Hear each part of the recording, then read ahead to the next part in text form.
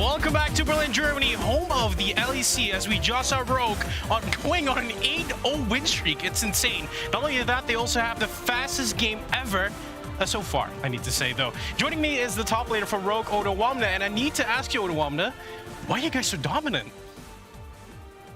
I think there's a bit of draft diffy going on in our games. Okay. I mean, honestly, I just feel like half of our games at least are won from draft, and all we have to do is just not int, because enemy for some reason is not picking like decent frontline, or they're picking random champions that just look good on paper, but in reality in game in 5v5 they don't really do much. So honestly, I think it's just good culture, solid fundamentals. Everyone's willing to kind of sacrifice himself for the other guy to carry. You know, not everyone is a main character in this game. Yeah. For example, today I'm not a main character in this game, but some other game I will be. And I mean, yeah, I think just discipline and honestly a lot of draft diffy. Not gonna lie. Yeah. Now I do want to shed some light on the game tomorrow. Our match of the week is you guys versus G2. Do you feel like they're going to be the first, I mean, let's say challenger for you guys?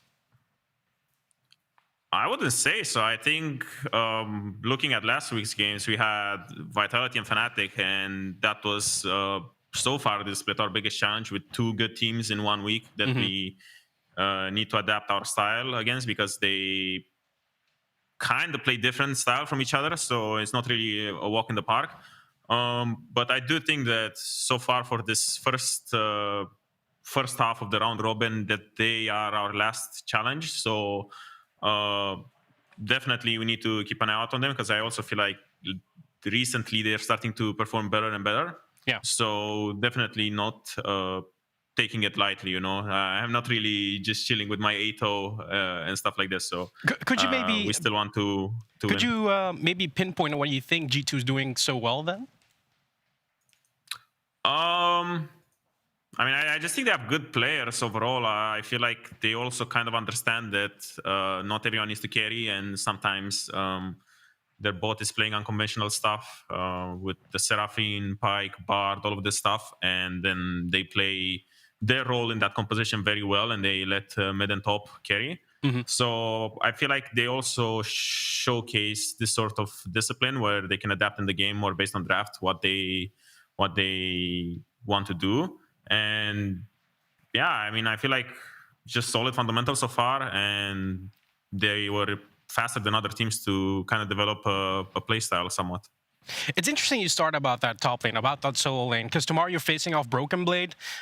We see G2 maybe as your last challenger, she just said. How do you look at Broken Blade as an opponent? I mean, in the pool of strong laners, I feel like there's me, Broken Blade, Wander, and Alphari. So whoever you put your hand and stick your hand in the pot, everyone's kind of like, you know, the same in a way, where I don't really I kind of categorize them as like lane dominant and not. And yeah, I mean, definitely top matchup tomorrow is going to be something I need to look out for. It's not going to be walk in the park, which is kind of like the same story with Wander and Alphari so far. And I also feel like G2 as a team kind of tends to play more towards that top side of the map, and for those top matchups when they have like counter pick or strong top lane, they play for that and they kind of put on carry pants on top lane.